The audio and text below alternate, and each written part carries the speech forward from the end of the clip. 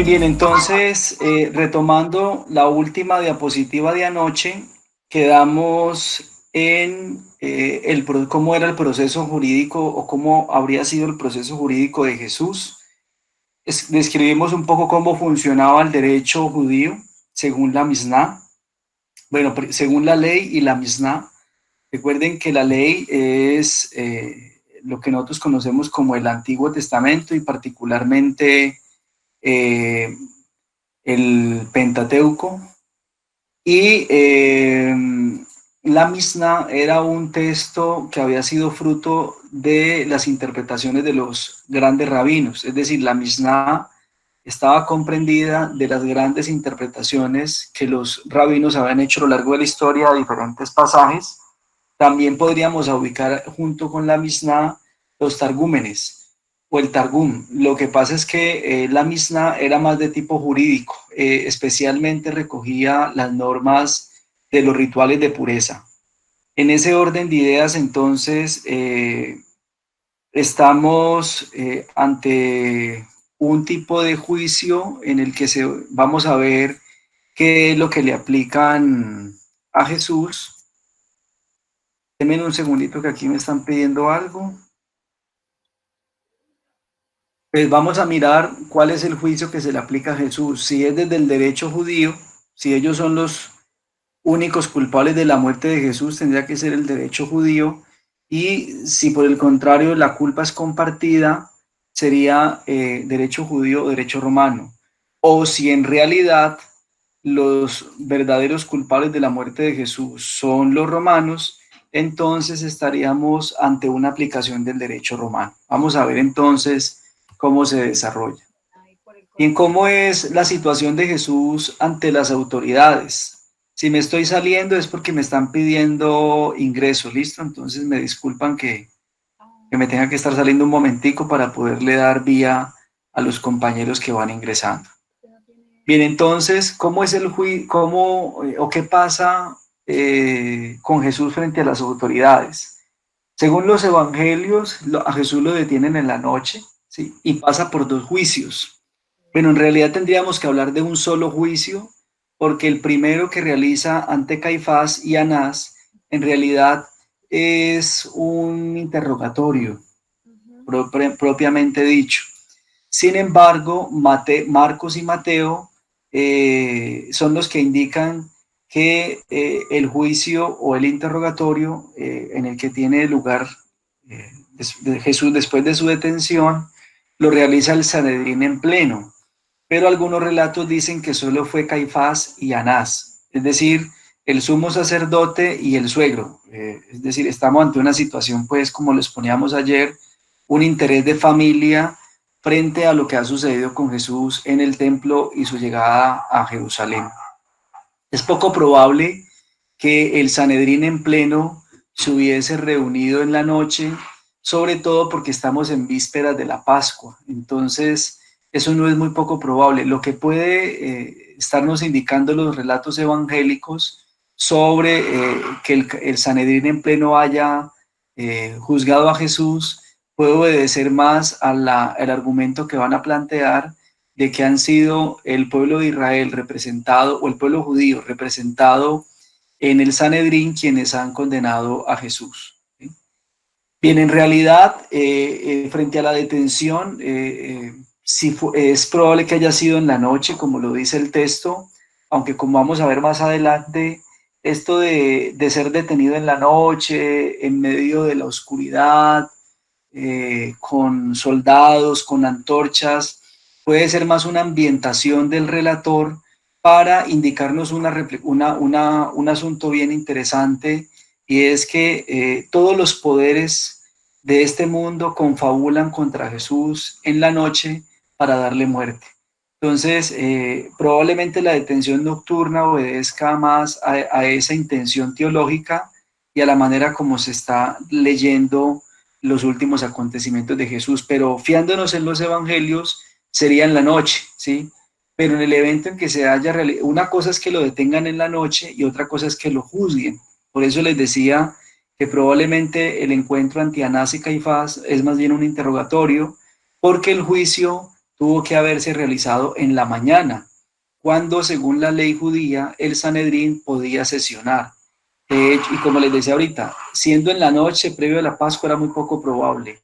Probablemente, o lo más seguro es que haya sido un juicio diurno, pero realmente al parecer el interés de los sumos sacerdotes no es darle muchas largas a Jesús, o con el caso de Jesús, sino más bien resolverlo inmediatamente. Y por eso lo dejan la noche en la casa del sumo sacerdote, que es a donde Juan o el discípulo amado y Pedro entra y se va a dar el asunto de la negación, que pasa la noche en el patio aguardando qué es lo que espera. Bien, entonces, como les decía, sería más bien un interrogatorio previo a la fiesta del Pesaj.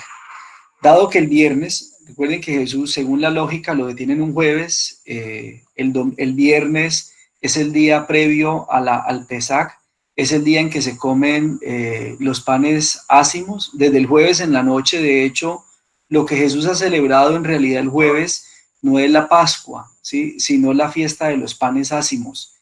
Pero para las comunidades cristianas primitivas, esto va a ser la Pascua, porque o más bien es una nueva Pascua. Benedicto XVI tiene un texto muy bonito donde explica qué fue lo que celebró realmente Jesús y nos atenemos al calendario litúrgico judío de aquel entonces. Pero antes de la Pascua, que era el viernes, del viernes a las 6 hasta el sábado a las 6, que era la fiesta principal, antes de ese día se celebraba la fiesta de los panes ácimos, ¿sí? De hecho, algunos judíos lo empezaban a celebrar como 2 o 3 días antes. Eso dependía mucho de la línea religiosa o de la línea que se siguiera, pero normalmente se hacía un día antes del Pesaj. Pues según la Misna, el Sanedrín no podía sesionar. Entonces miren que estamos también ante otro argumento que nos podría indicar que no son 2 juicios, sino uno, un juicio de un interrogatorio, porque el viernes, es decir, el día en que ya ha amanecido después de la detención, ya es viernes y por ende no trabaja el Sanedrín.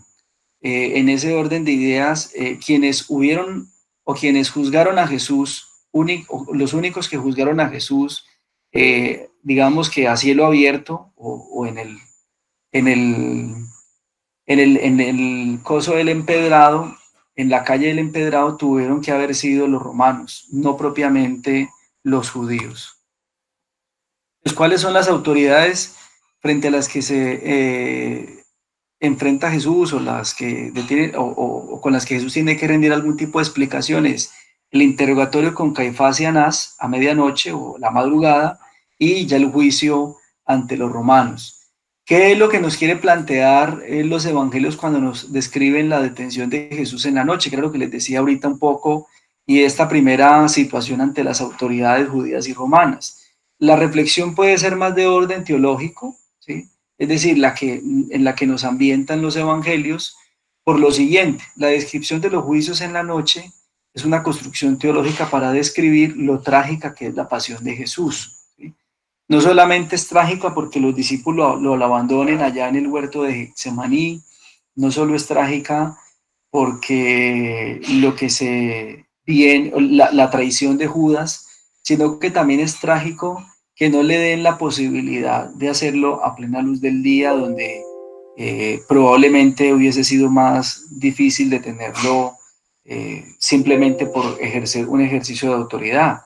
De hecho, en el Evangelio de Juan, en el capítulo 6, el famoso discurso del pan de vida, allí Jesús, y cuando cura también al ciego y al paralítico, él va a decir: ¿ustedes de qué me van a acusar? Si yo he predicado de día, la gente me conoce, ¿sí? Esa es la famosa dualidad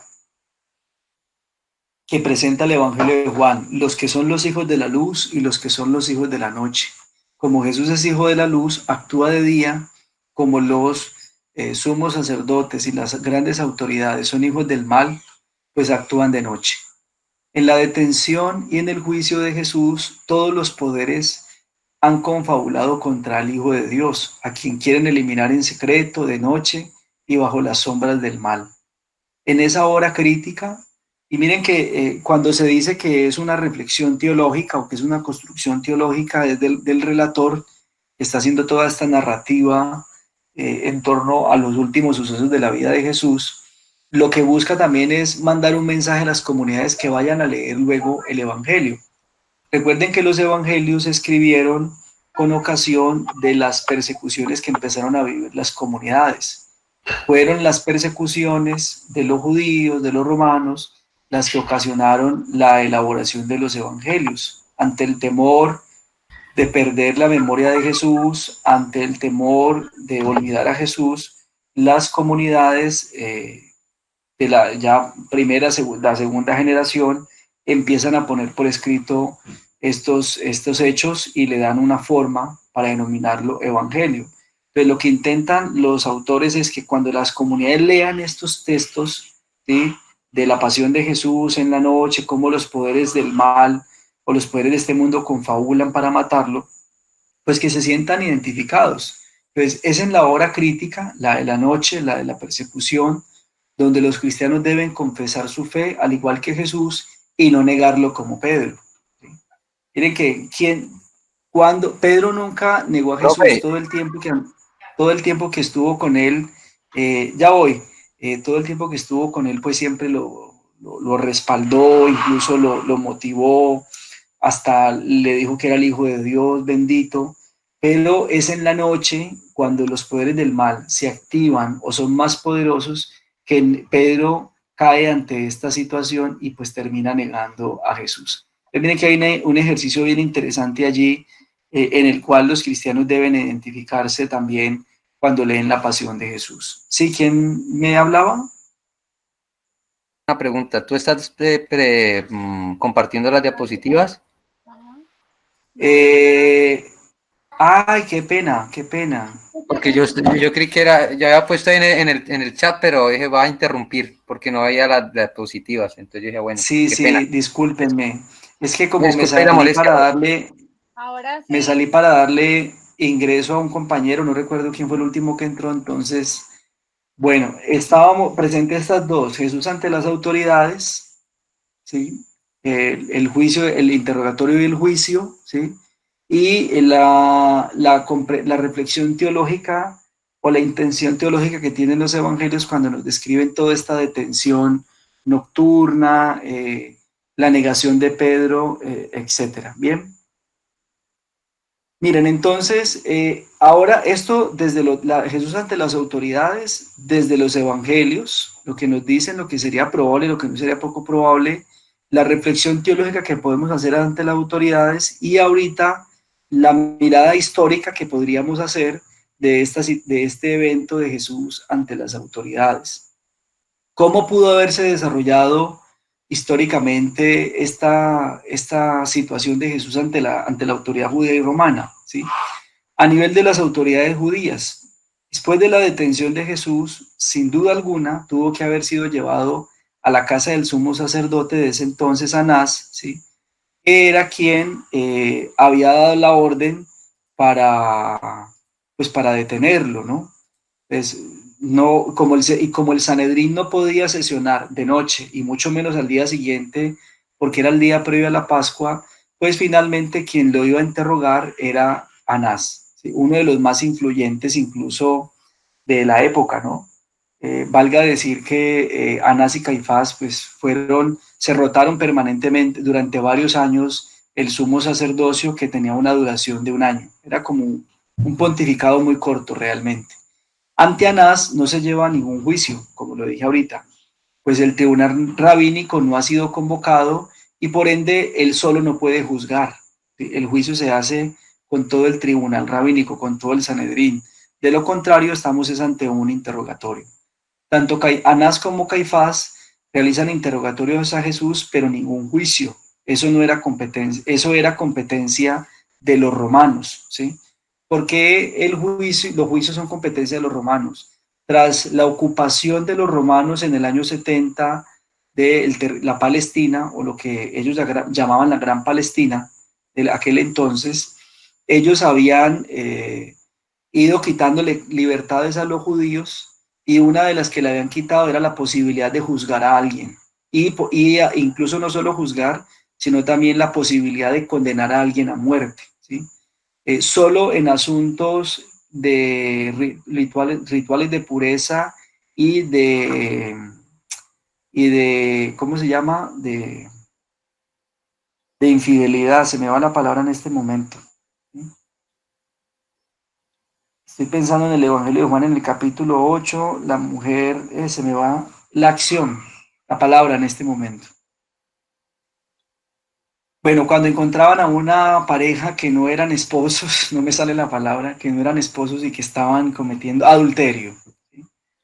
Entonces, solo en esos casos ellos podían juzgar y lapidar, de lo contrario no tenían ningún otro tipo de competencia.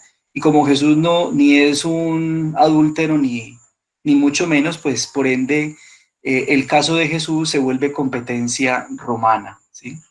Si a Jesús lo hubieran juzgado, si hubiese sido un juicio, lo que pasó con Jesús ante Caifás y Anás, como lo hemos dicho, es un interrogatorio, pero si pensáramos en un juicio, porque de hecho los evangelios dicen juicio ante Anás o juicio ante Caifás, en realidad no es un juicio. ¿Por qué? Porque la Misná, para la Misná, un detenido judío tenía 40 días para que alguien presentara cargos en contra de él. Ahí me fui. 40 días para que alguien presentara las pruebas, ¿sí? A favor o en contra, pero a Jesús nadie lo defiende. ¿Por qué nadie lo defiende? Porque no están ante un juicio, simplemente es un interrogatorio. Ahora, ¿cómo funcionaba el proceso jurídico ante las autoridades romanas? ¿O cómo lo podríamos ver? Los romanos no intervienen en la detención de Jesús porque el asunto es más por el inconveniente en el templo y por ende quien debe actuar es la policía del templo, como ya lo mencionamos anoche. El procedimiento romano era un juicio en el palacio de Herodes durante el día, cuando los funcionarios romanos sí laboraban. En el día antes de la Pascua, ningún funcionario judío podía sesionar, ¿sí? O laborar.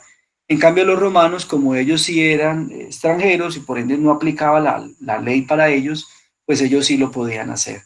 Entonces, cuando juzgaban los romanos de día, a plena luz del día, el horario de oficina o de atención arrancaba a las 6 de la mañana, porque recuerden que en este tiempo el día era de 6 de la mañana a 6 de la tarde, ya era el día. Después de las 6 de la tarde ya empezaba un nuevo día, entonces por eso se arrancaba tan temprano como las labores. Los romanos recibían las acusaciones y luego desarrollaban el pleito con el acusado para emitir un veredicto y ejecutar la pena. ¿Sí? Es curioso que con Jesús, según los evangelios, el asunto fue rapidísimo. ¿Sí? O sea, uno vuelve y se pregunta, ¿dónde está el interés? ¿Sí? O sea, ¿por qué esa rapidez en ejecutar el juicio contra Jesús? ¿Sí? Uno podría decir que el afán de ejecutarlo y de llevar a cabo esta situación es porque la Pascua está encima y es necesario deshacerse de Jesús. De lo contrario, pues sería un problema mucho más adelante. Bueno, estoy haciendo algunas interpretaciones que más adelante vamos a tratar de resolver. Lo que les mencionaba ahorita, los romanos en el año 30 o 32 le quitaron el poder a los judíos de realizar juicios. Entonces ellos ya no podían realizar juicios y por ende pues todo pasaba a ser competencia de los romanos y mucho menos podían pues ejecutar a alguien. Los judíos solo podían ejecutar a los extranjeros que violaban las prescripciones del templo. Si un extranjero o pagano entraba a lugares donde solo podía entrar un judío o incluso los sumos sacerdotes, automáticamente la policía del templo podía ejecutarlo y darle muerte por violar esa prescripción religiosa. Era la única manera, junto con el adulterio, donde se podía ejecutar alguna pena por parte de los judíos. Los demás casos pasaban a la competencia romana. Bien, ante cómo se da el caso históricamente ante las autoridades judías, ¿sí? ¿De qué, de qué lo acusan en el interrogatorio? ¿Sí? Porque recuerden que no es un juicio, no un interrogatorio. En el interrogatorio lo van a ridiculizar, ¿sí? De hecho, lo que sucede allí es más bien una burla ante Jesús, pues porque se ha declarado profeta, porque se ha declarado hijo de Dios. ¿De qué lo van a acusar los judíos o los testigos falsos? De falso profeta, de que ha practicado la magia, ¿sí? De que ha hecho un ataque al templo, que es el corazón de la religión judía, y que ha blasfemado. Digamos que esos son los argumentos que uno podría recoger desde los evangelios que pueden aplicarle a Jesús. Según el derecho judío, Jesús es encontrado culpable de muerte, pero ellos no pueden ejecutar la pena, ¿sí? Esto es algo que está única y exclusivamente reservado a los romanos. El Sanedrín necesita una razón para que Pilato intervenga y ejecute a Jesús. Como la intención de los sumos sacerdotes, especialmente de Caifás y de Anás, ¿sí?, es eliminar a Jesús, pues finalmente lo que buscan es encontrar razones para que él lo pueda juzgar. De hecho, recuerden que en principio, según el Evangelio, tanto de Juan como de Lucas, Pilato se niega a dar un veredicto contra Jesús. ¿Por qué se niega a dar un veredicto contra Jesús? Porque él dice, es que estos son problemas religiosos, o sea, son más que todo cuestiones de sus normas y de sus preceptos religiosos, y yo ahí no veo ningún problema, ya ustedes con ese asunto. Si Anás y Caifás solo quisieran buscar para Jesús, o hubieran buscado un escarmiento, ni siquiera lo hubieran llevado ante Pilato, le hubieran dado alguna paliza y ya. Pero como el interés es eliminarlo, pues deben buscar un argumento para que Pilato lo atienda, lleve a cabo el juicio y por ende después emita la orden de muerte. Pues miren que las autoridades judías, particularmente Caifás y Anás, están buscando razones para asesinar a Jesús. No es suficiente el ataque simbólico al templo. Es necesario buscar también otros argumentos que tengan que ver particularmente con la práctica mesiánica de Jesús. Ante las autoridades romanas, sí, bueno, frente a Pilato, Jesús es acusado en un juicio de dos cosas. Miren incluso cómo va a cambiar el asunto: de pretensión política y sedición, ¿sí? Ese es el primer elemento. Esto ya, digamos que aquí ya están describiendo, el Evangelio de Lucas empieza a describir los argumentos que utilizaron las autoridades judías para llevarlo ante Pilato. Y segundo, lo acusan de agitador que incita a la rebelión y de no pagar tributos al César. Aunque Jesús nunca se ha rebelado contra el César. De hecho, cuando le preguntan que si es lícito pagar el templo, el impuesto, no, y él dice, ¿de quién es la moneda? ¿De quién es el rostro de la inscripción en la moneda? Y la inscripción del César. Entonces, devuélvanle a él eso. La pregunta que uno se hace aquí, y por eso la pongo en rojo, es, ¿cómo llega Pilato a formular esas acusaciones si él no conoce a Jesús? Si él no ha tenido ningún contacto todavía con Pilato hasta el momento del juicio, solo se conocen en el momento del juicio. Seguramente que esos argumentos se los han tenido que pasar Caifás y Anás con el ánimo de lograr lo que están buscando. Esto se puede traducir como una amenaza, las acusaciones de Jesús, contra Jesús, como una amenaza contra el público, contra el orden público y resistencia al poder de ocupación, ¿sí? De hecho, es muy curioso que los evangelios nunca nos presenten a un Jesús que está en contra de la ocupación romana. Y eso es, Antonio Pagola se interroga frente a eso y dice que es muy curioso y llama mucho la atención que ningún evangelio haya dicho nada, no haya puesto nada en boca de Jesús que dijera que él condenaba la ocupación romana, ¿sí?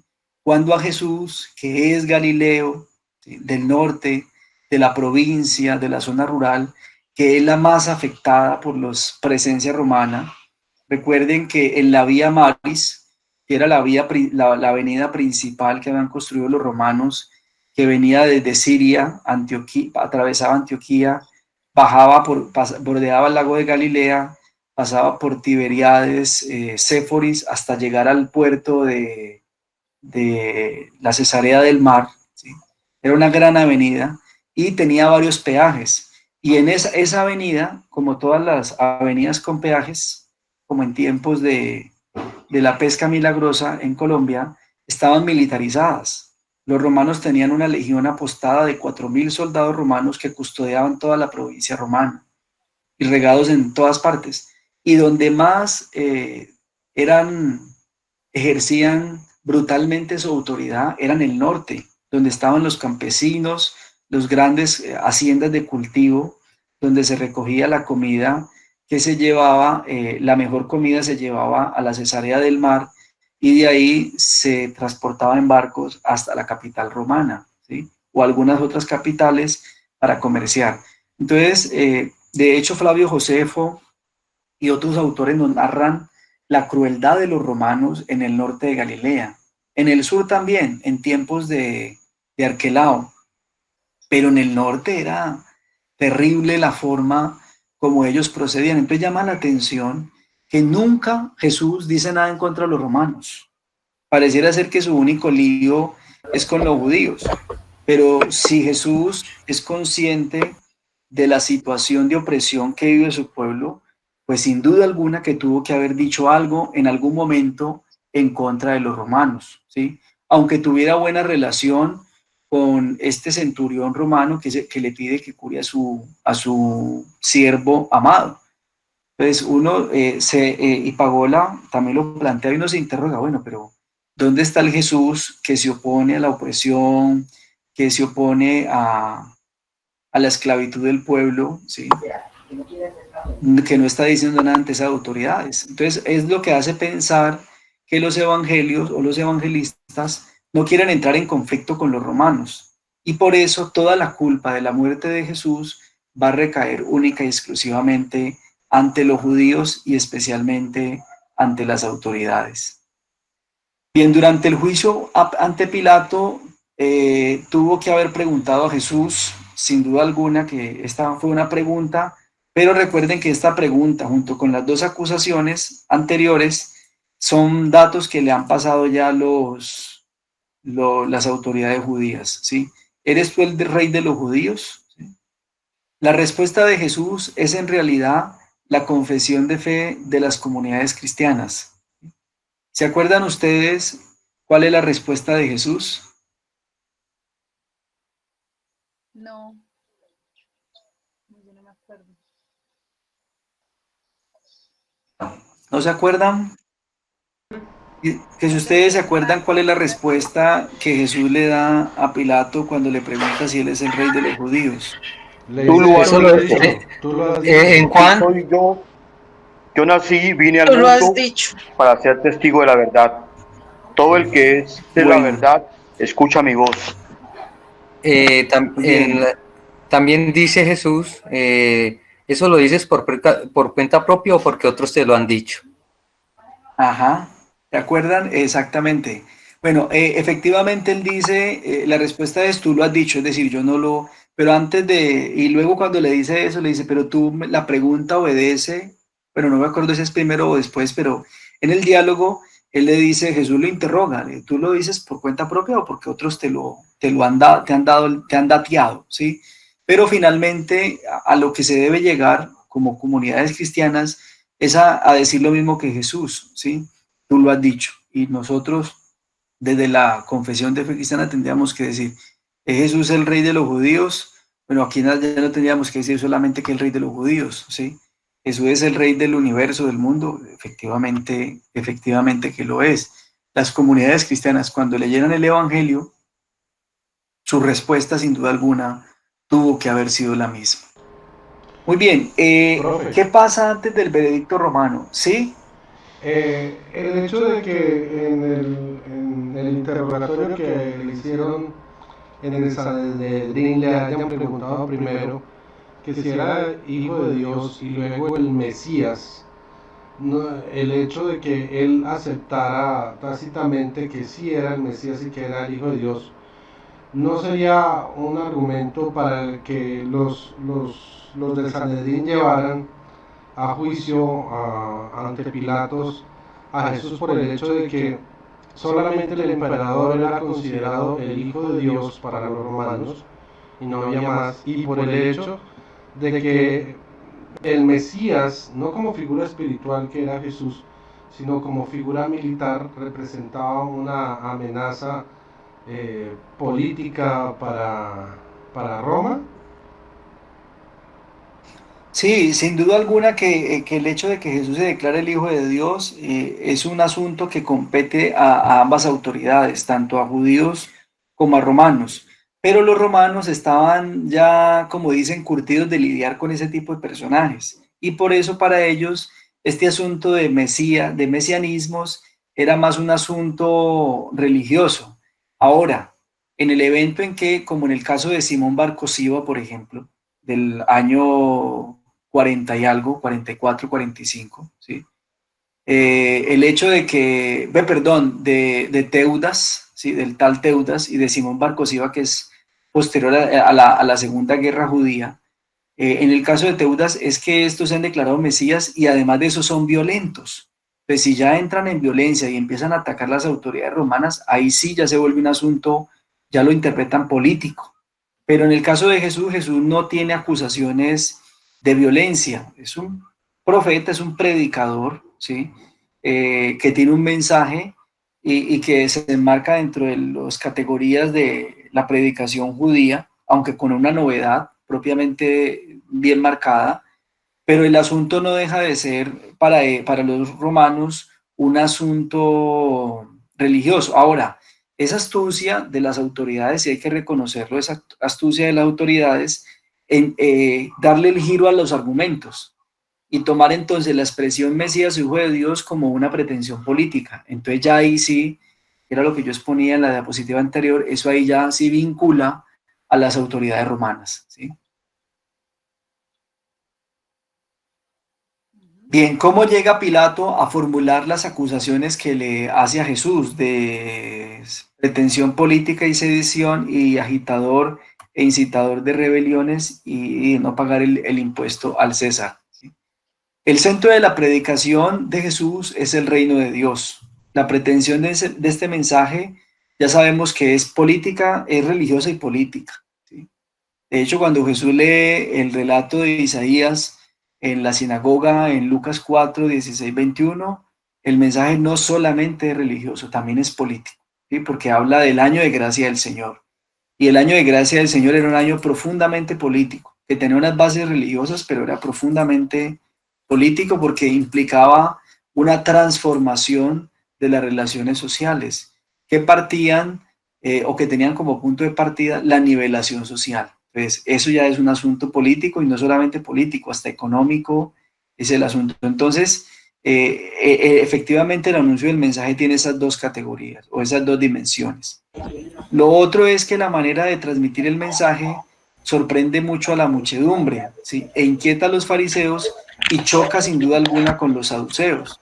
Ahora, los saduceos no fueron, y de esto es bien interesante, hay varios autores que lo plantean, los enemigos o con quienes Jesús realmente tuvo que haber tenido conflicto, un conflicto tan serio que lo llevó a la muerte, sin duda alguna tuvo que haber sido con los sacerdotes, especialmente con la línea saducea.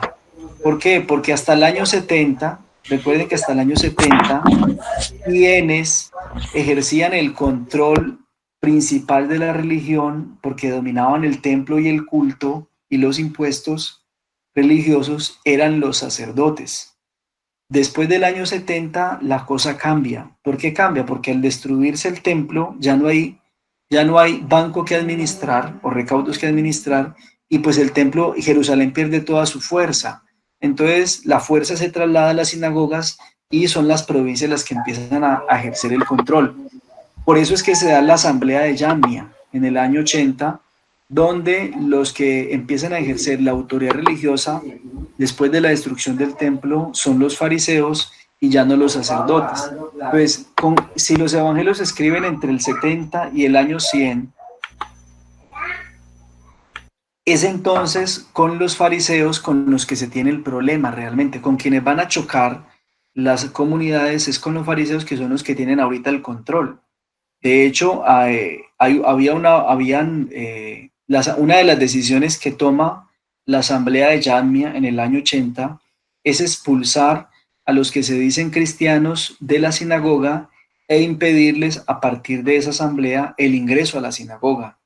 Es lo que yo denomino, los invitaron a caminar solitos. Ustedes van por aquí y nosotros vamos por acá. Eso fue lo que sucedió. Y a partir de allí viene una persecución fuerte, al punto de que había oraciones, ¿sí?, que incitaban a matar a cristianos o a antiguos judíos que ahorita eran cristianos. Entonces el choque realmente es con los fariseos. En el caso de las comunidades es que cuando están escribiendo los evangelios. Y en el caso de Jesús, el choque sin duda alguna fue con la autoridad sacerdotal, particularmente con los saduceos. Pues, dado que el tipo de predicación de Jesús y el choque que Jesús tiene con autoridades sacerdotales, pues ahí ya empiezan a darle información a Pilato para que pueda llegar a lo que ellos quieren. Las malas interpretaciones entonces que hicieron sus seguidores de algunos gestos y expresiones, como la entrada a Jerusalén. ¿Por qué digo una mala interpretación? Y de hecho esto no lo digo yo, el Papa Francisco el domingo en la predicación del discípulo de Maús decía, y también se lo leía a José Luis Sicre, un gran biblista español, los discípulos de Maús describen la decepción. Ellos quedan decepcionados porque ellos dicen, es que esperábamos que Él restableciera Israel, pero ya ves, han pasado 3 días y no ha pasado nada. Profe, Tanto el Papa Francisco en la predicación como José Luis Sicre en su reflexión dominical decían, ellos ponen en evidencia que los discípulos malinterpretaron a Jesús. Y cuando lo vieron entrar en Jerusalén y la gente lo recibió con expectativa, creyeron que era el momento, pero en realidad eso no era así. Es decir, Jesús no tenía ninguna pretensión política, ni mucho menos militar, ni siquiera sacerdotal, porque Jesús era simplemente un laico. Ni siquiera era un rabino propiamente consagrado. La gente le dio el título de rabino, pero realmente ante las autoridades farisaicas o rabínicas, él no tenía ningún tipo de reconocimiento en ese campo. Se le valoraba su interpretación, pero no más. Profe, pero Ya te también, doy la palabra, hermano. Entonces, profe, también, perdón que ya interrumpa, les doy la palabra. por la edad no podía, ¿no? Claro, también, sí, exactamente. Recuerden que para ser rabino había que tener un mínimo de edad y Jesús, contrario a lo que hemos pensado, hoy muchos piensan que Jesús podría estar menos de los 30, ¿sí? Algunos se han atrevido a insinuar o a decir que podríamos estar alrededor de los 27 años aproximadamente, ¿sí?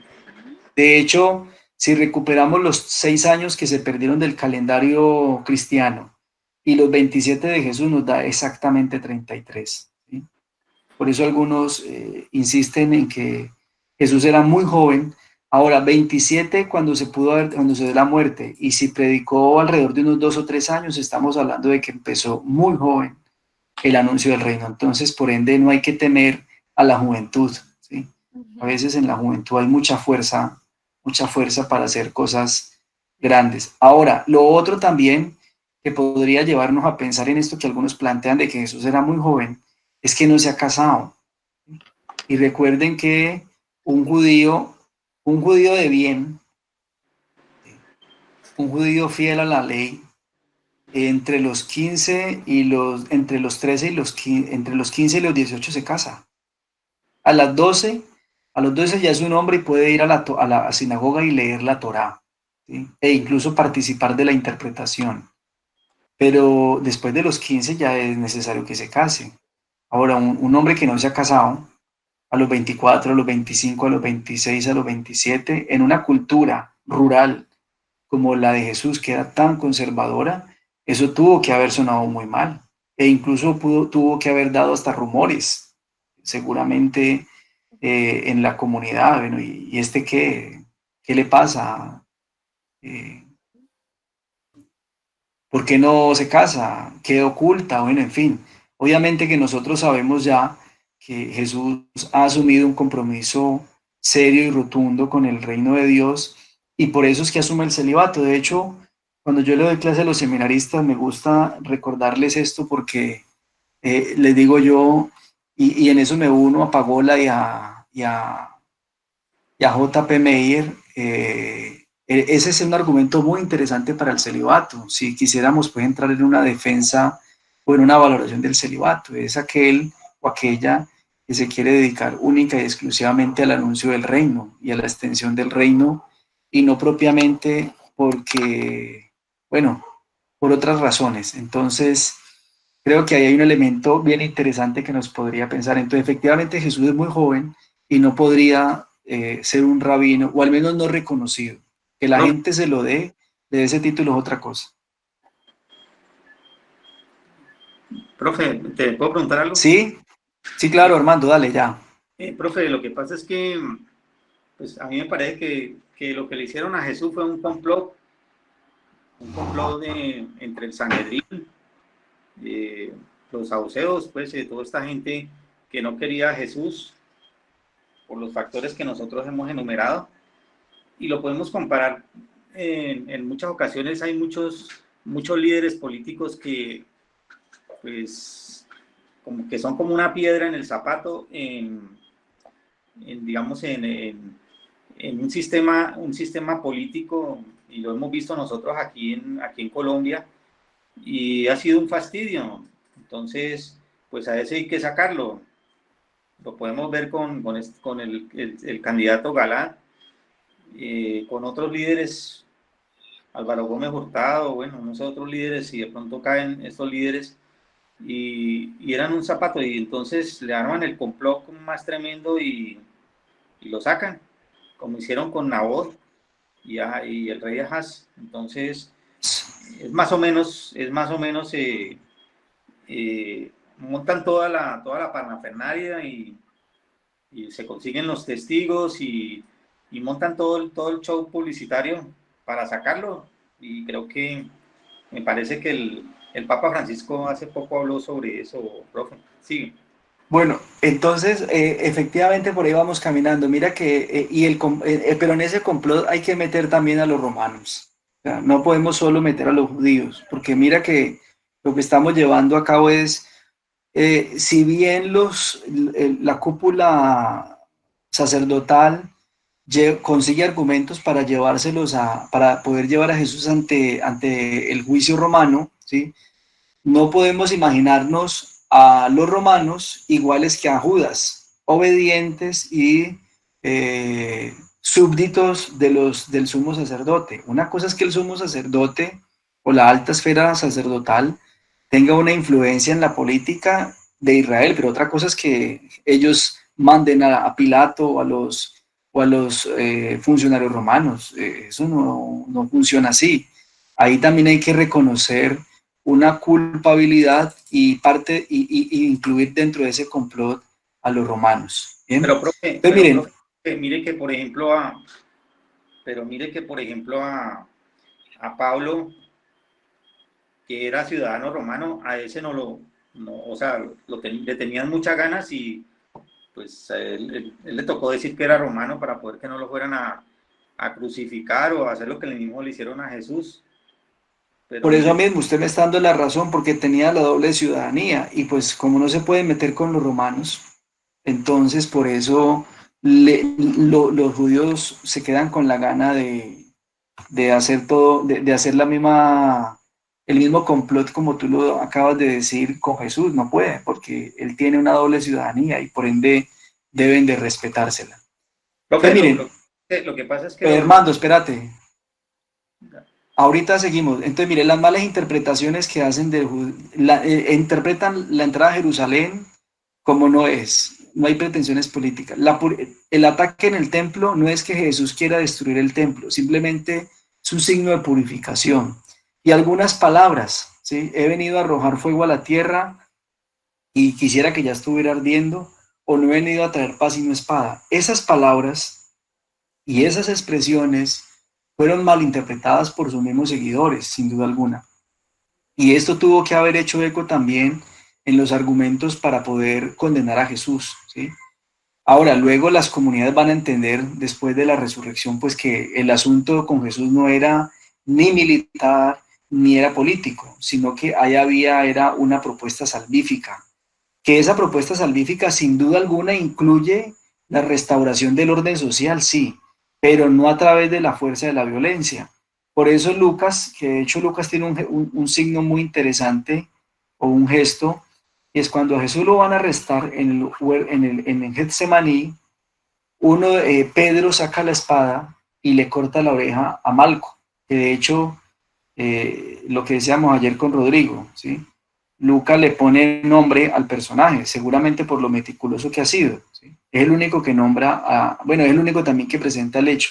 Los otros evangelios no lo presentan. Cada uno tiene una versión distinta de la detención. En algunas cosas coinciden Marcos y Mateo, pero el resto cada uno tiene su propia versión de la detención y del juicio.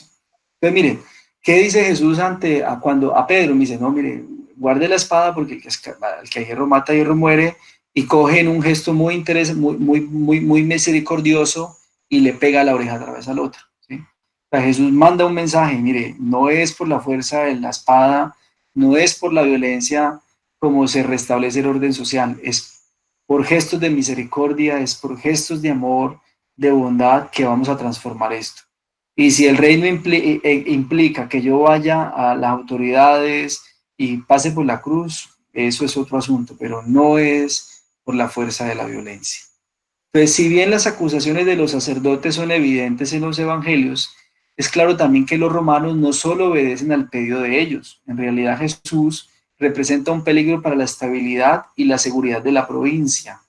Era lo que decía ahorita frente a la intervención de Armando. Hay que reconocer en el complot también a las autoridades romanas. El proceso romano exigía estudiar la situación para luego tomar una decisión, y tal decisión debía estar dentro de los intereses del imperio. O sea, el Pilato que no encuentra ningún argumento para matar a Jesús, la esposa Claudia piadosa que dice que se ha soñado con este hombre, y finalmente Pilato lavándose la mano diciendo, yo no soy el culpable de la muerte de este señor, tengo nada que ver, a mí no me vayan tengo vela en ese entierro, pues no podríamos verla en esa perspectiva tan pacífica realmente, ¿sí? Cuando Pilato toma una decisión, la decisión la toma basada en los intereses del imperio. Para eso está él allí. Él no lo mandaron a pasear, ni a obedecerle a los sacerdotes judíos, ni mucho menos a ser bondadoso con el pueblo ocupado. Él está allí es para defender los intereses del imperio. Y si hay un personaje que con sus gestos y sus acciones está generando un mal ambiente, la decisión no se piensa, ¿sí? Priman los intereses del imperio. Entonces mire que ahí vamos encontrando ya elementos que nos van indicando que los romanos no son tan inocentes de la muerte de Jesús, aunque los evangelios lo estén planteando así.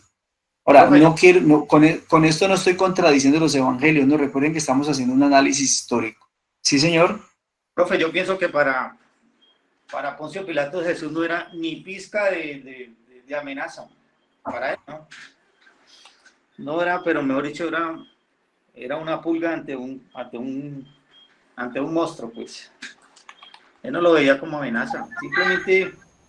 Él simplemente lo que hace es recurrir a favores que de pronto se los va a cobrar a los del Sanedrín más adelante. Vamos a matar, entonces matémoslo, pero Bueno, más adelante de los cobro. De pronto en esclavitud, el trabajo, tantas cosas que él tenía que responder ante el imperio romano. bueno, vamos a ver entonces cómo sigue desarrollándose la escena. ¿Listo? Bien, otros elementos de fondo que acusan a Jesús, ¿sí? Aquí viene la pregunta, ¿Jesús es peligroso solo para los judíos o también lo es para los romanos? Un poco frente a lo que Armando planteaba, ahorita vamos a ver entonces qué podemos encontrar aquí.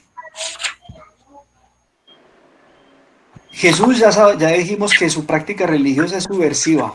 Bueno, aunque un amigo que aprecio mucho, don Álvaro Tomás, diría que la práctica de Jesús no es subversiva, es supraversiva, porque él lo hace de frente, sin ocultarse. Yo, bueno, sí, tiene usted razón, eso es cierto, no solo es subversiva, podría ser supraversiva, porque elimina los intermediarios para acceder a Dios. Esa es una de las cosas de Jesús, ¿sí? Recuerden que si Jesús no está en contra del culto, ni del templo, ni de la sinagoga, efectivamente Jesús, con lo que está diciendo, sí está eliminando o está quitando de intermediarios a todos aquellos que estaban entre el pueblo y Dios, en este caso los sumos sacerdotes y el culto. De hecho, recuerden el suceso con la samaritana, ¿sí? Que nos pone en esa sintonía, no será ni aquí ni allá, ¿sí? Sino que los verdaderos adoradores adorarán al Señor en espíritu y en verdad. Es decir, Jesús no es muy pegado a la tradición del asunto cultural y mucho menos la obediencia ciega a los sacerdotes. De hecho, por eso los enfrenta, sin duda alguna. Bien, ¿cuáles eran, por qué las prácticas de Jesús o la práctica religiosa de Jesús es subversiva? ¿Sí? Bueno, también sumémosle a esto, recuerden que Jesús, como ya no le permiten entrar a la sinagoga, entonces empieza una vida de oración fuera de la sinagoga, una enseñanza de la ley fuera de la sinagoga, es decir, no solo Jesús va en contra del asunto cultural, sino también en contra de encerrar solamente la palabra al espacio de la sinagoga donde solo podían entrar los hombres, donde ni los niños, ni las mujeres, ni los extranjeros podían entrar. ¿Sí? Entonces Jesús considera que la palabra hay que predicársela a todo mundo. Por ende, no tiene ningún impedimento en impedirle a la gente que tenga esa posibilidad. Disculpen que la hermana Rosaura está ingresando, entonces toca salirme. Bien, entonces, permítame un segundo que se me perdió. Bueno. Muy bien. Bueno, señora. Amén. Bien, entonces miren, la práctica de Jesús es subversiva, ¿sí? Porque de una u otra manera atenta contra el orden establecido a nivel de lo religioso. Las funciones del templo eran el tema litúrgico y sacrificial, pero también era comercial y fiscal. Comercial porque se vendían animales allí y quién sabe otro tipo de chucherías, y fiscal porque también se recaudaban los diezmos en el templo. En el templo de Jerusalén habían dos sitios para los diezmos. Los diezmos podían ser en especie o en dinero. Pues para los que llevaban en especie había una bodega de alimentos de la cual se nutrían los sacerdotes, tanto levitas como saduceos, y por eso cada sacerdote que iba a ofrecer los sacrificios en nombre del pueblo, dependiendo del turno al que perteneciera, se podía llevar parte de esos alimentos que eran diezmados. Entonces los sacerdotes levitas y saduceos vivían de lo que la gente daba en especie, y los que pagaban en dinero, entonces había otra bodega que funcionaba como una especie de banco y que administraba el sumo sacerdote. Entonces por eso había como dos funciones allí, la litúrgica sacrificial y la comercial fiscal. Son estas autoridades, o las autoridades judías, como ya lo dijimos, son las que detienen a Jesús por varias razones. Mencionamos unas ahorita, aquí aparecen otras: por el carácter subversivo de su práctica religiosa, por su actitud provocadora con el gesto del templo, porque su toma de postura es desestabilizadora, no está defendiendo las instituciones judías, sino que al parecer las está atacando, y también está transgrediendo la legalidad, ¿sí? Un judío piadoso no se oponía a esas prácticas por más corrupto que supiera que fuera la casta sacerdotal, pero no lo hacía. En ese orden de ideas, entonces Jesús, los enemigos de Jesús son los sacerdotes y no los fariseos. Era lo que les decía ahorita. ¿Quiénes son los que tienen más interés en eliminar a Jesús? Estamos de acuerdo, como le decía Armando ahorita, los sumos sacerdotes o la casta sacerdotal. Eso creo que nadie lo discute porque lo hemos podido ir evidenciando. Pero también tenemos que mirar el otro lado de los romanos, que es lo que yo también, o al menos desde el análisis histórico, estoy proponiendo, ¿sí? Jesús propone un estilo de vida comunal y de servicio, lo que es políticamente peligroso para el imperio. O sea, si bien decíamos ahorita que tanto Meyer como Pagola se preguntan por qué no hay ningún discurso de Jesús en contra de la ocupación romana, ¿sí? Que seguramente lo tuvo que haber hecho el Jesús histórico, no está en los evangelios. Razón para eso tendrían los evangelistas, no lo vamos a poner en duda o a cuestionar ahorita, pero lo que sí podríamos decir, ya leyendo entre palabras o entre líneas, es que el estilo de vida que Jesús está proponiendo sí va en contra de los intereses del imperio, ¿sí?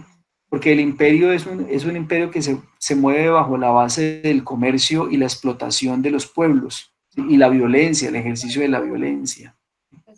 Entonces, Jesús propone un estilo de vida comunitario y de servicio, y eso no agrada mucho al imperio. Entonces, las razones que podrían tener para condenar a Jesús no solamente son religiosas, también son políticas. E incluso para algunos, yo me ubico dentro de esos también, ¿sí? Las razones que más peso podrían tener podrían ir en el orden de lo político, porque es que incluso, y les voy a poner un ejemplo, el mensaje de Jesús, el Evangelio, es tan fuerte que derroca el imperio. Y ustedes lo saben igual que yo.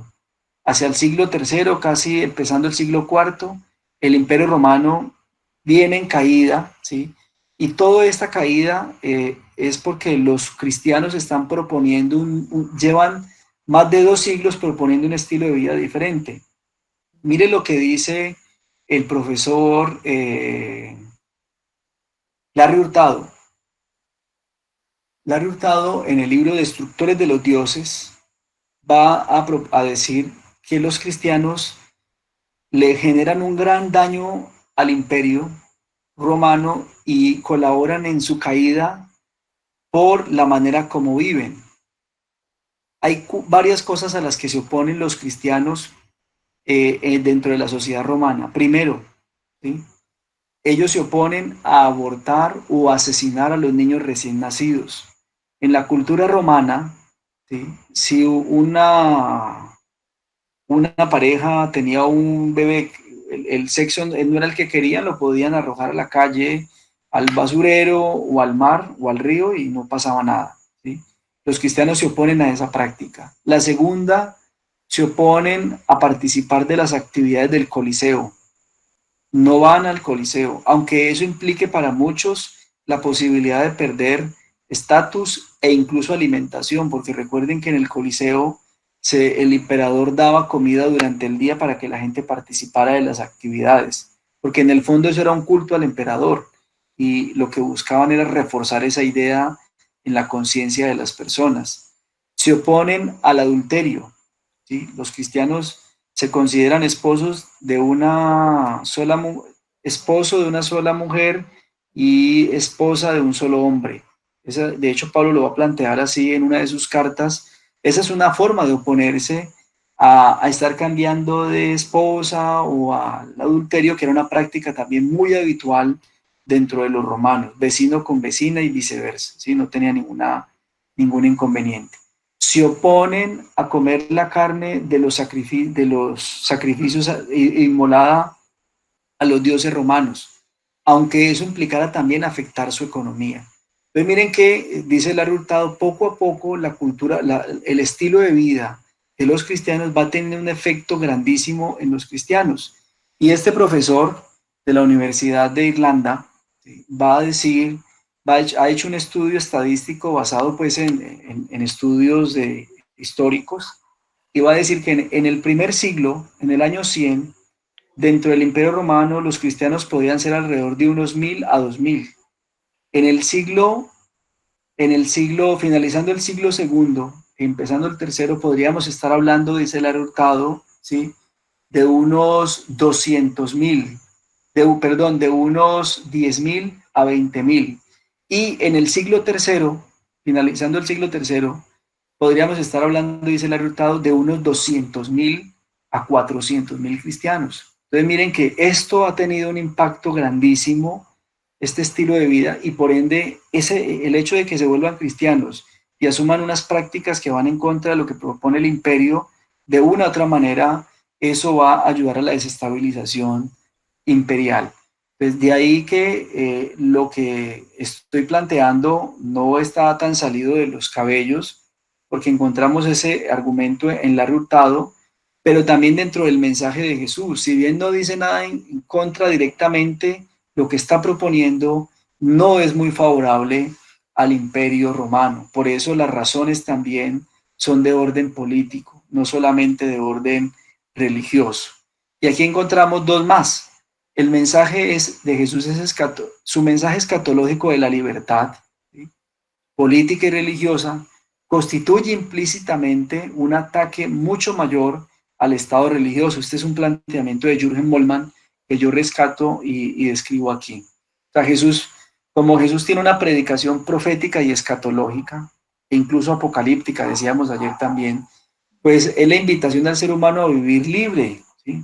A no vivir sujeto a ningún tipo de autoridad y mucho menos si esta autoridad es eh, transgresora, es violenta, agresiva, etcétera, ¿sí?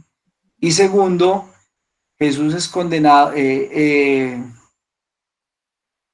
también es condenado por ser enemigo del imperio, ¿sí? Recuerden que el imperio romano se definió un estandarte para su conquista, la Pax Romana, era con X. ¿En qué consistía la Pax Romana? Los romanos dijeron, el mundo está muy bárbaro, ¿sí?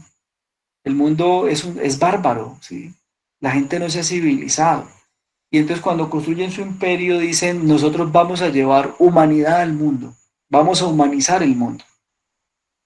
Y entonces su humanismo es que aquellos que no entren en la lógica del imperio deben ser eliminados o sometidos. Ese es el concepto de humanidad del imperio romano hace 2300, 2200 años, ¿sí? Hoy Profe, nosotros una estaríamos en consulta. contra de esa práctica también. Tengo una Sí, duda. Carlos. Qué pena, lo saludo que no había tenido la oportunidad. Buenas noches No, a gracias, todos, buenas tranquilo. Buenas noches. noches. Le hago una consulta. A Jesús, uno de los cargos que se le imputaba era sedición, ¿verdad? Y sedición, pues básicamente entendida como pues sublevación del pueblo o posible sublevación del pueblo, porque Sí, seguramente los romanos y los judíos también eran conscientes de toda pues la cantidad de gente que él movía, la masa que él movía. Estaba recordando ahorita el pasaje de la multiplicación de los peces y los panes, ¿sí? ajá, Donde hablan de sí. 5.000 personas, 5.000 hombres, que alimentó a 5.000 hombres. Entonces yo digo, bueno, 5.000 hombres ya es una cantidad importante de gente, pero también me surge en este momento una duda y es, en el momento del juicio a Jesús, ¿dónde estaban esos 5.000 hombres que pues atendían a sus prédicas, atendían el mensaje liberador?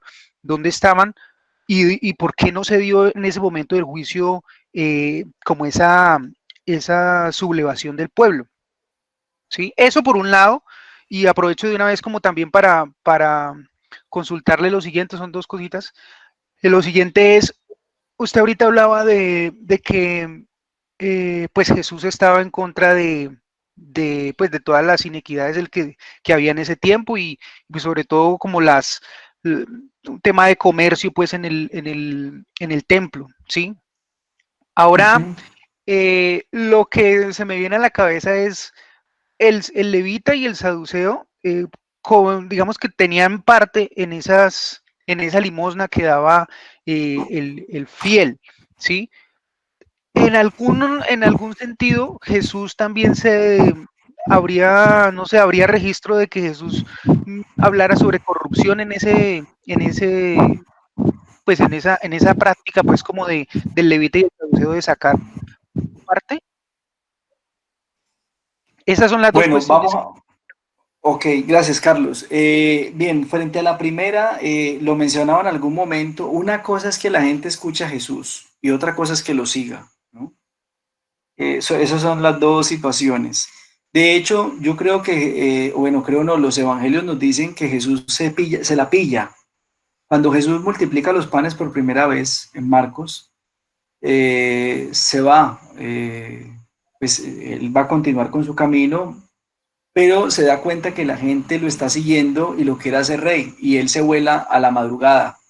Que recuerden que el otro día la gente que los discípulos le preguntan, ¿y por qué te fuiste y no nos dijiste? Ve, te estamos buscando. O sea, Jesús no quiere, a Jesús no le interesan las masas, y mucho menos que esas masas, o sea, le interesa que lo escuchen, más no le interesa que la masa lo siga, ¿sí? Si a Jesús lo hubiera seguido los seguidores de Jesús hubieran sido miles, ténganlo por seguro que eso se hubiera terminado en nada y hoy no conoceríamos el cristianismo, seguramente. Bueno, o Dios se hubiera imaginado o hubiera ideado la forma de hacerlo, Profe, pero no perdón. hubiera sido una experiencia comunitaria. Pues en orden a esa idea, una cosa es que mucha gente escucha a Jesús y que tenga interés en lo que les pueda enseñar o dar, y otra cosa es que lo quieran seguir y estar dispuesdos a caminar el trayecto que él va a caminar. Eso es diferente. Y un poco también lo que decíamos ayer, ¿no?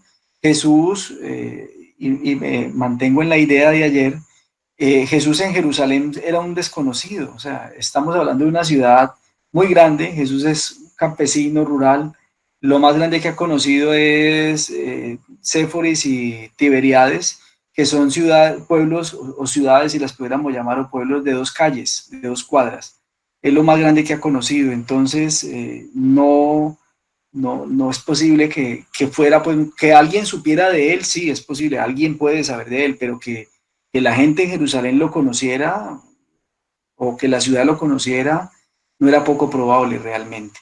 Y frente a la segunda de lo de, a ver, acordame, Carlos, que se me fue.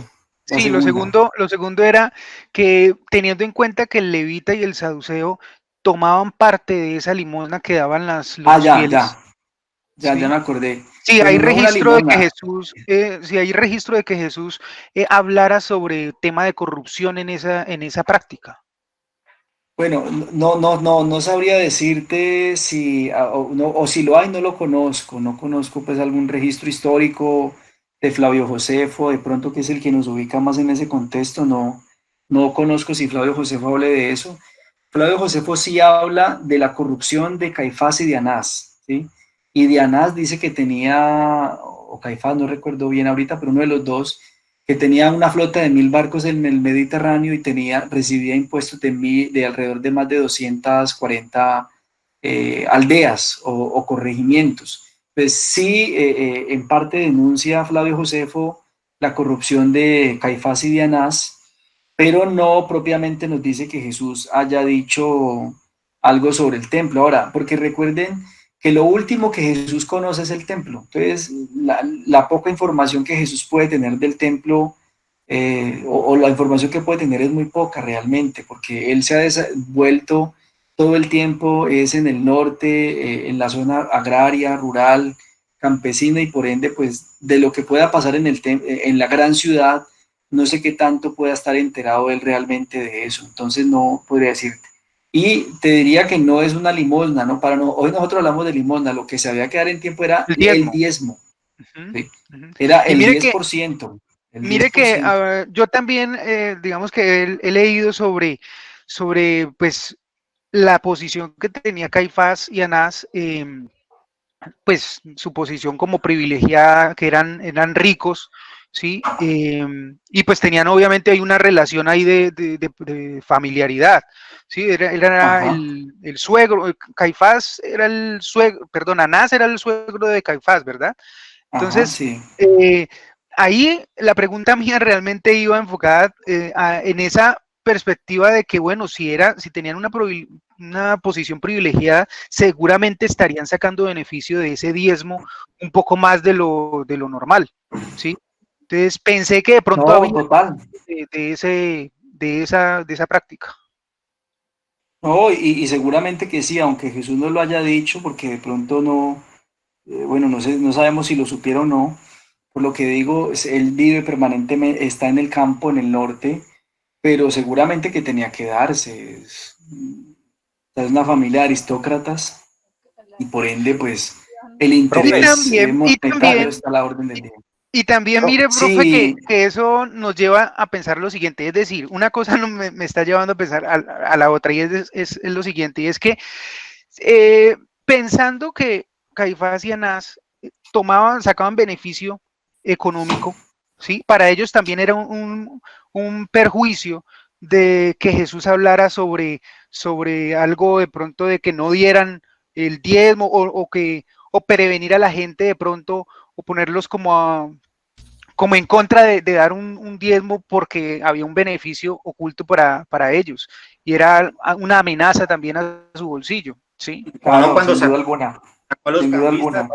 del negocio que tenían redondo allá. Juan Carlos, bueno, profe, quisiera, bueno, primero tres cositas como de pronto devolverme, porque tú me generaste una duda y entonces me puse a revisar mi tratado de Cristología que hice en el seminario y revisé unos documentos Entonces quería como hacer una precisión. La iglesia oficialmente dice que Jesús muere en el año 30.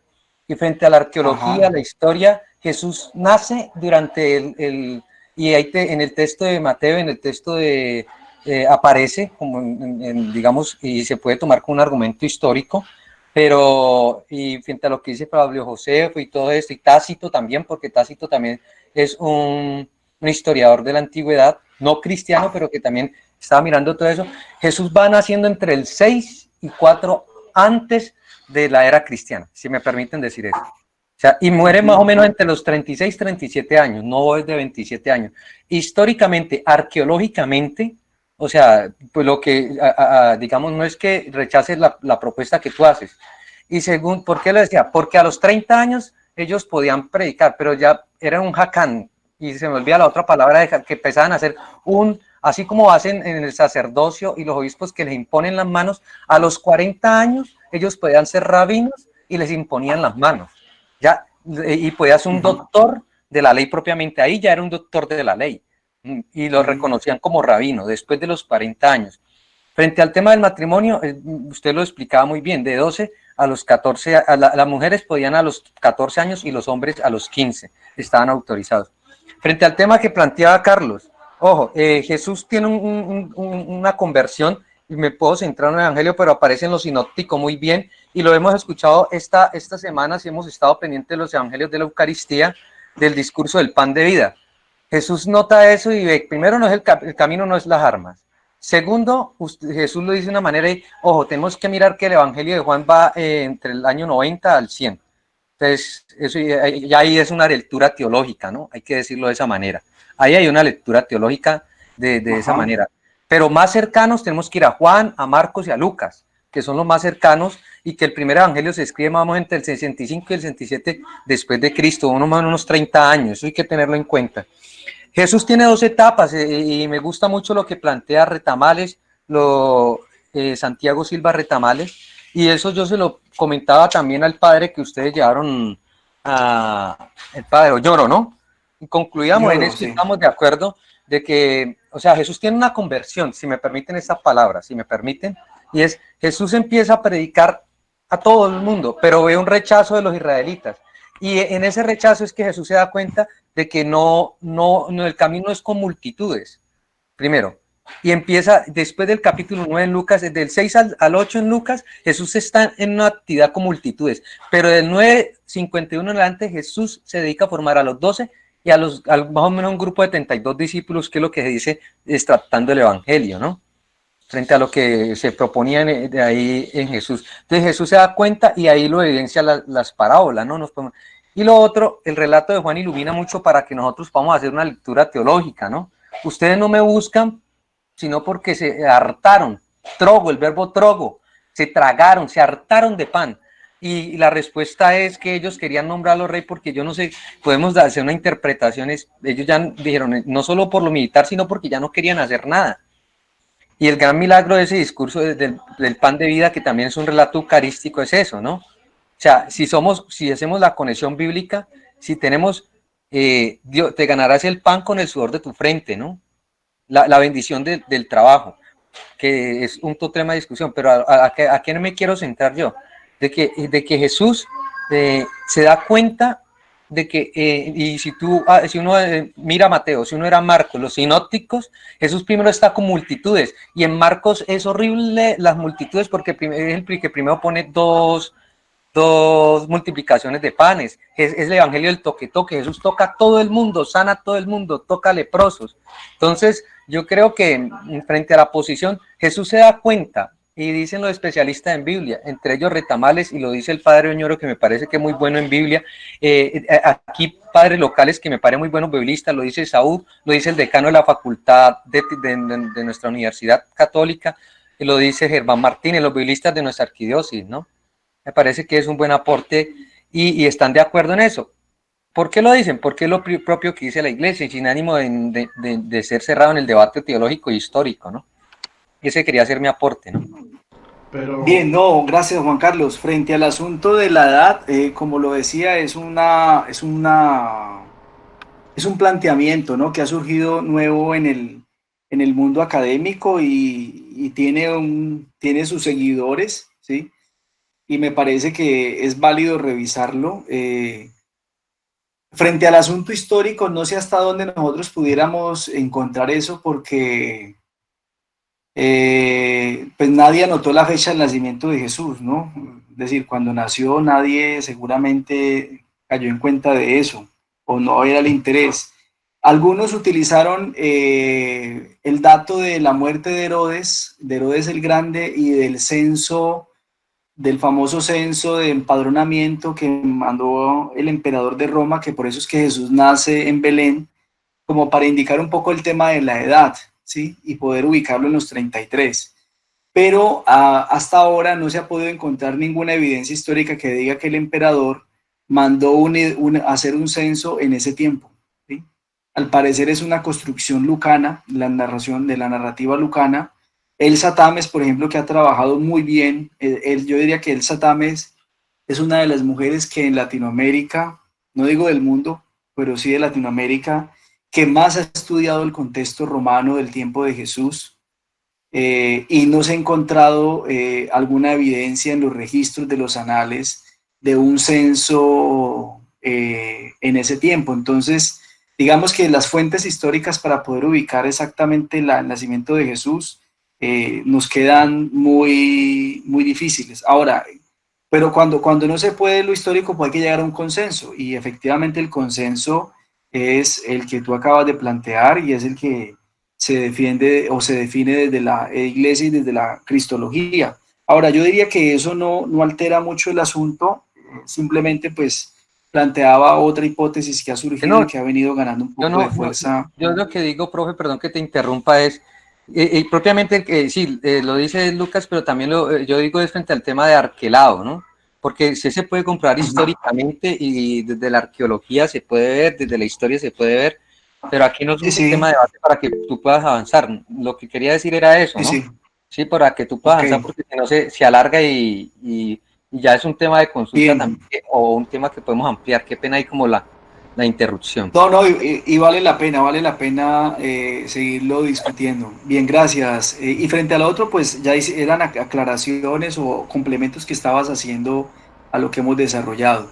Entonces, miren, esta es una primera hipótesis o una primera conclusión a la que podríamos llegar a la respuesta que está arriba. Jesús es peligroso para judíos y romanos, sin duda alguna. El Jesús humanista es aquel que defiende otro modelo de vida, ¿sí? Y el Jesús reformador, que es el que está intentando una renovación en el judaísmo, es muy peligroso para los guardianes tanto del culto como para los dueños del poder político.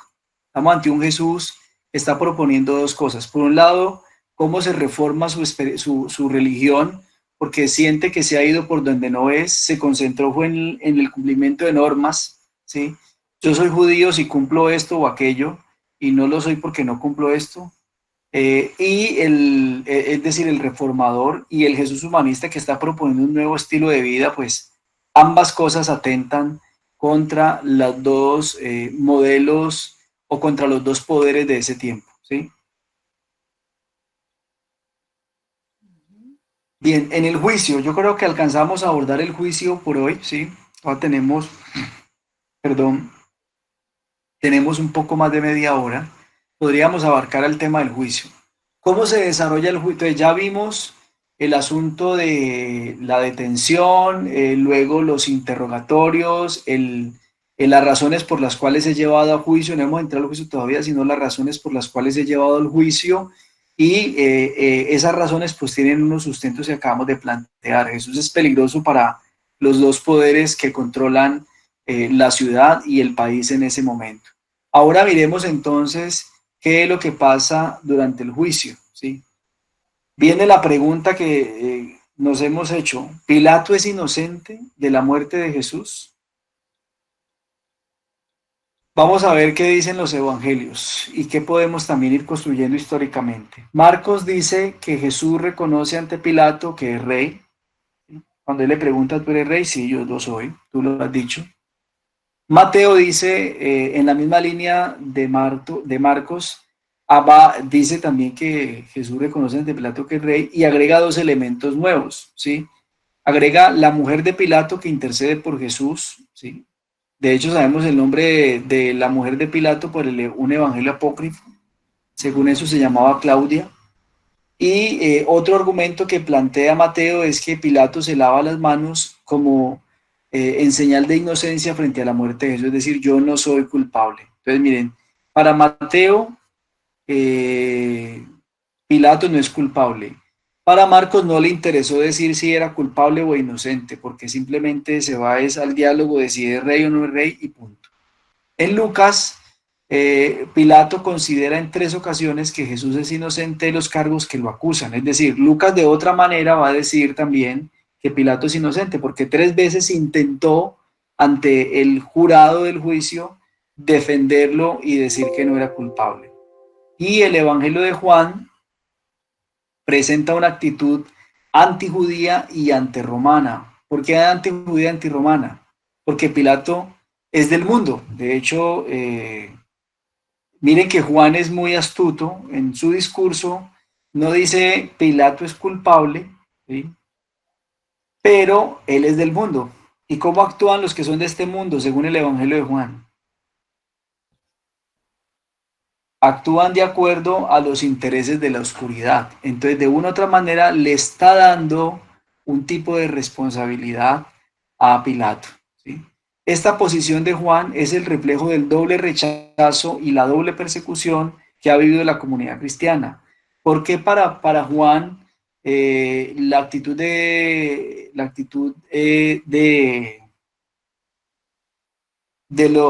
Jesús es antijudía y antirromana? Porque ellos son del mundo, los judíos son de este mundo y los romanos son de este mundo.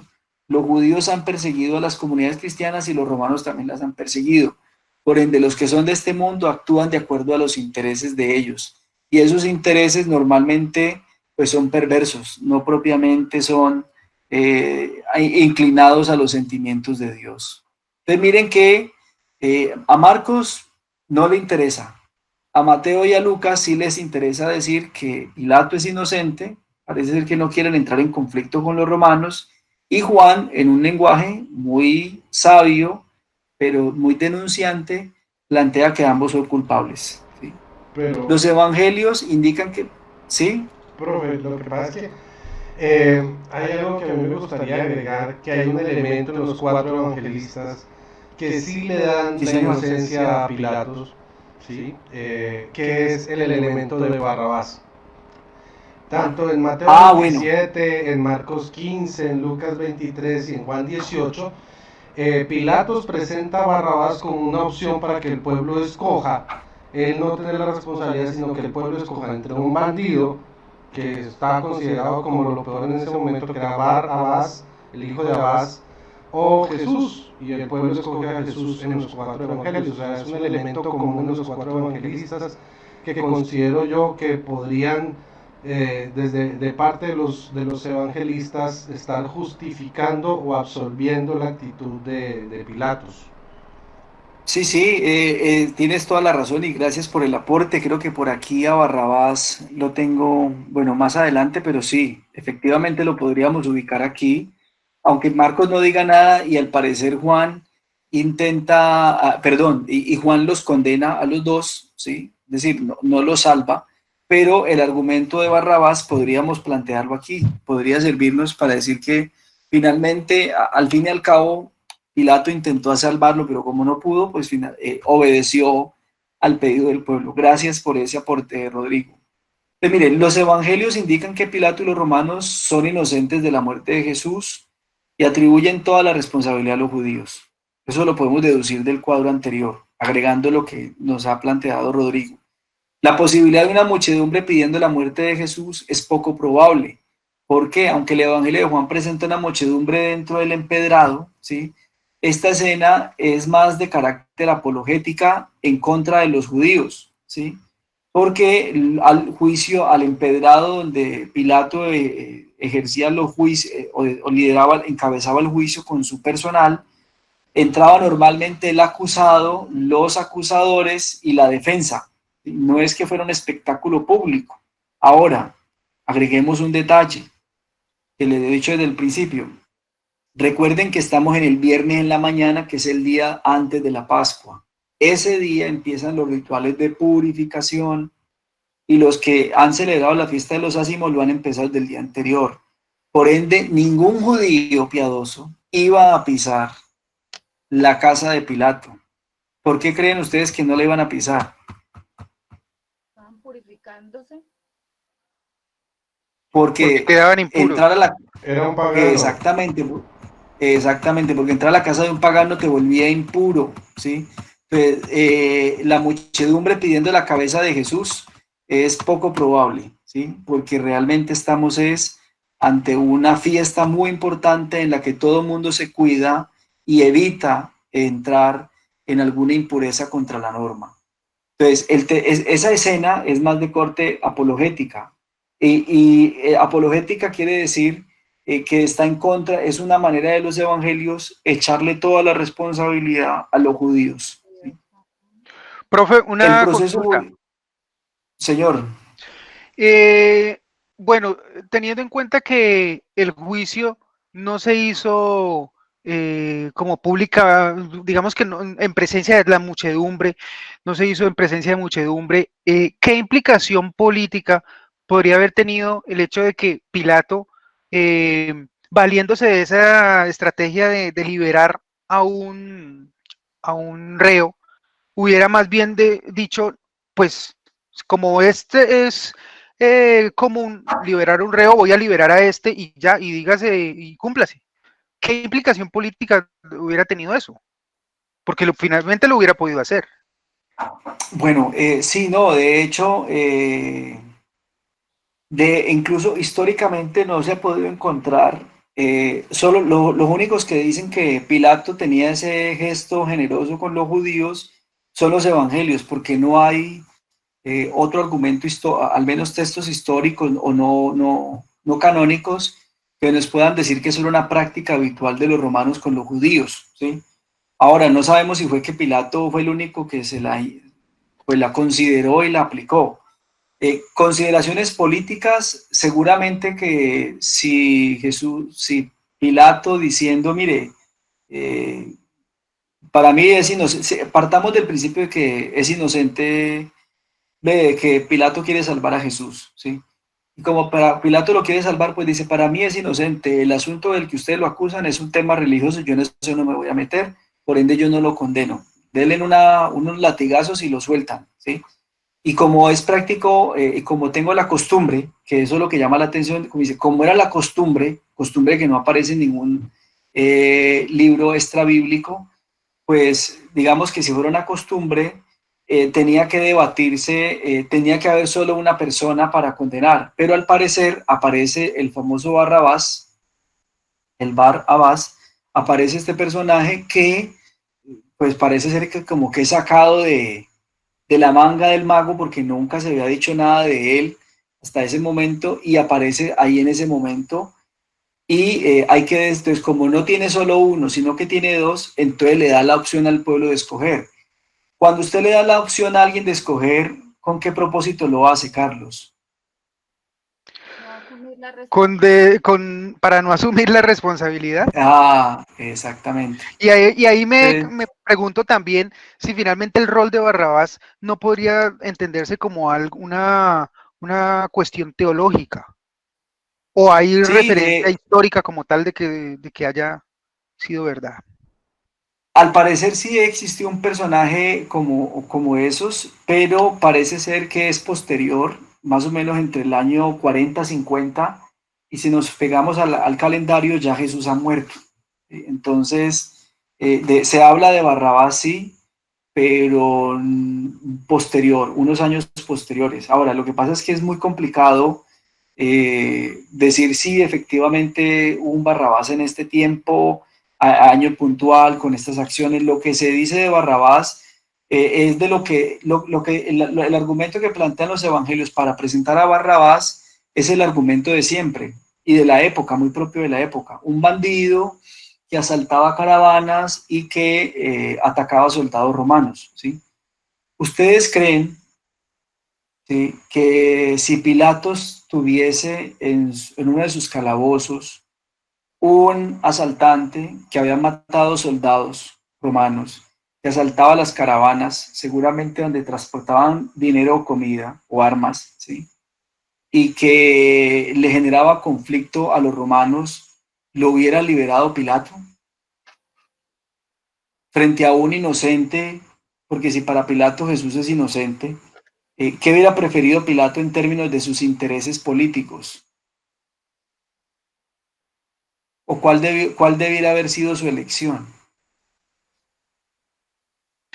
Lo que pasa, Pues, profe, es que también debemos tener en cuenta la presión también política que ejercían los sumos sacerdotes, Los ¿no? Porque pues si sacerdotes. bien, sí, exacto, es decir, pues por un lado tenía la presión, Pilato por un lado tenía la presión del orden público que podría significar liberar a un delincuente como Barrabás, pero por otro lado, de pronto pesaba más el orden político y no sé, diplomático de no acceder a las pretensiones de los sumos sacerdotes, ¿sí? Porque finalmente, Bueno, bueno, liberó a Barrabás y los mismos, y el mismo ejército lo coge, lo mata o hace cualquier otra triquiñuela y listo, y lo sí, claro, desaparece. es probable. Sí, sí, de hecho, y te ubicarías un poco en el argumento de Armando ahorita, que efectivamente hay una presión política de los sumos sacerdotes con Pilato.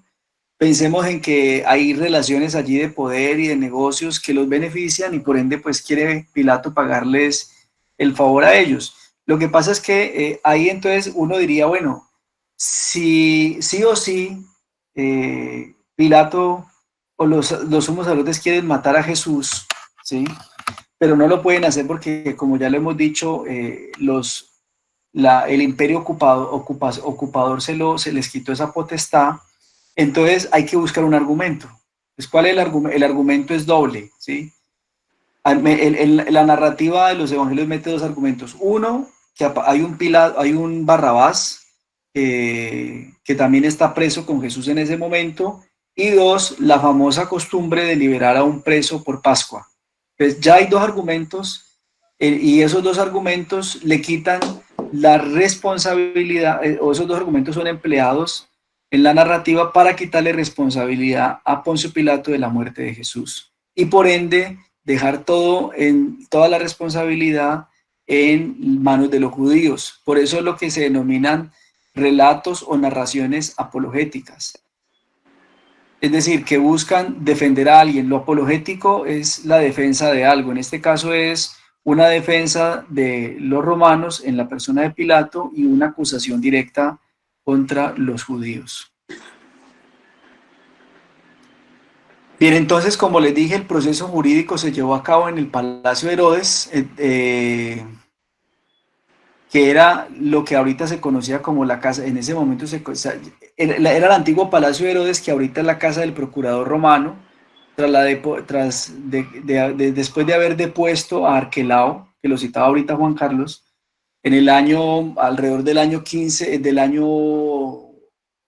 el año 13 y el año 15 aproximadamente, pues los procuradores pasaron a ocupar esa casa y era en la Plaza Gabatá o de la Plaza del Empedrado, donde se realizaba el juicio. Ahí es donde el Evangelio de Juan ubica la muchedumbre, pero como ya dijimos, pues por la fiesta que se está por celebrar, es muy poco probable que allí encontremos personas, ¿sí?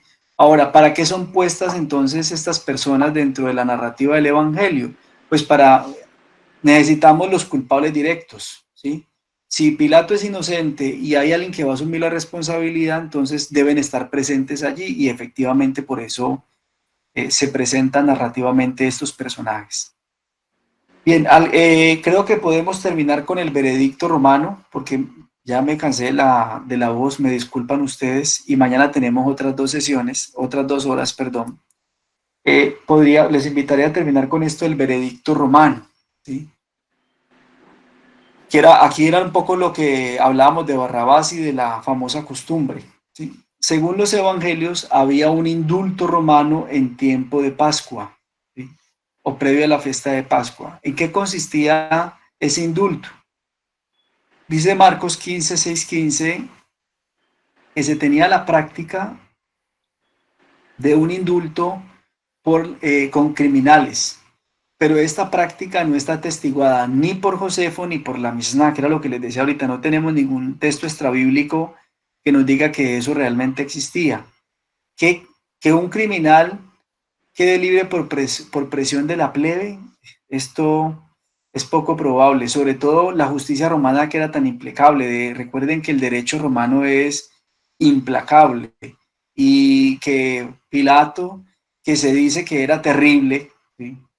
De hecho, en el mundo espiritual, si de pronto alguno ha tenido la posibilidad de moverse en eso, y seguramente puede saber más que yo, en el mundo espiritual y prácticamente y puntualmente de los exorcismos, para muchos el espíritu, hay un demonio que lo denominan Pilato, ¿sí?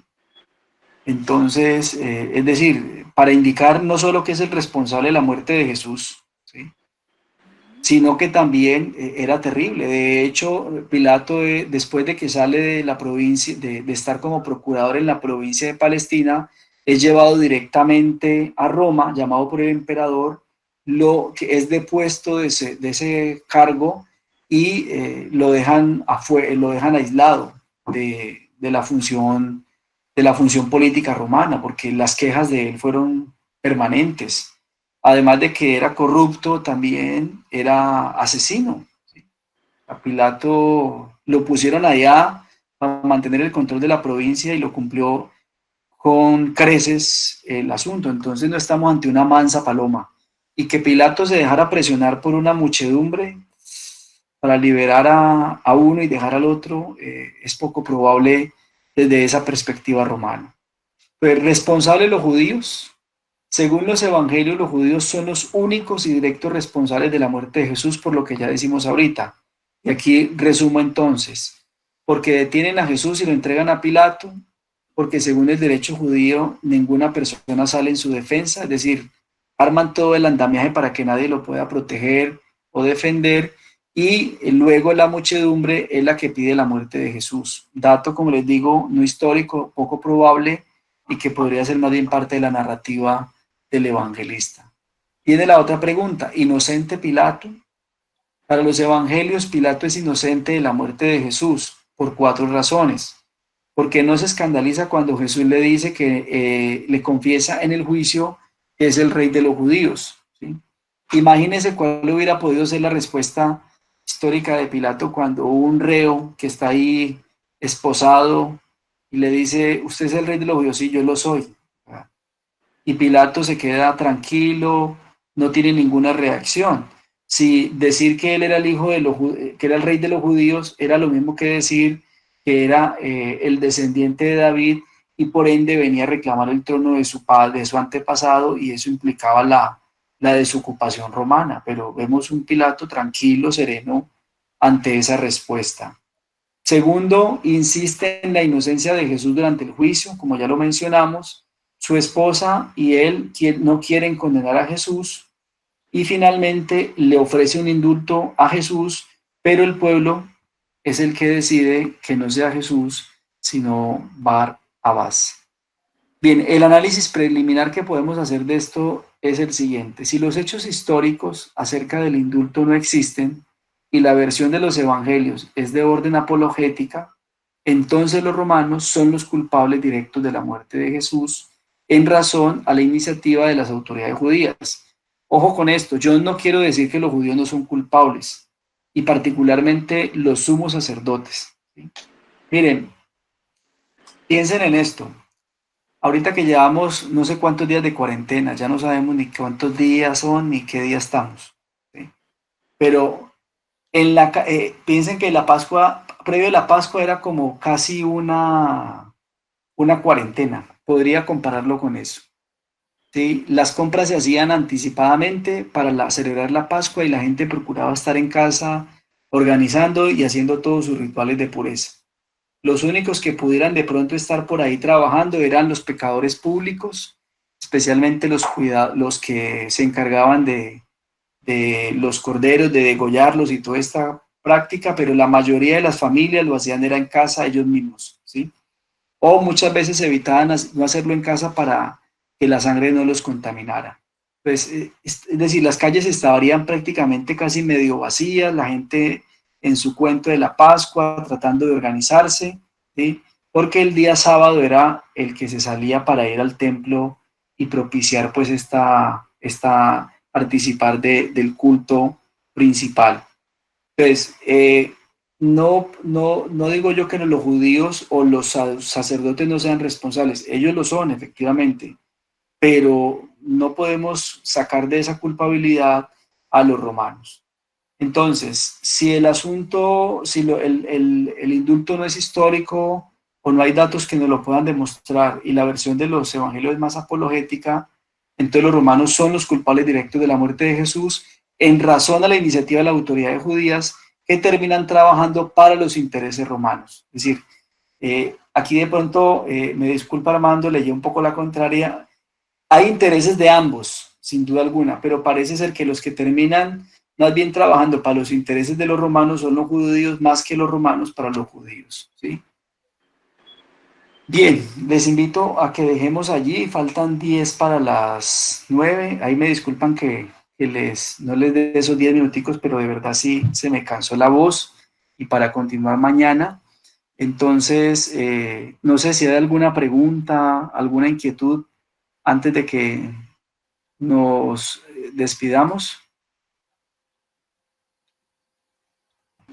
No, profe, todo muy claro, muchas gracias. Hemos aprendido muchísimo.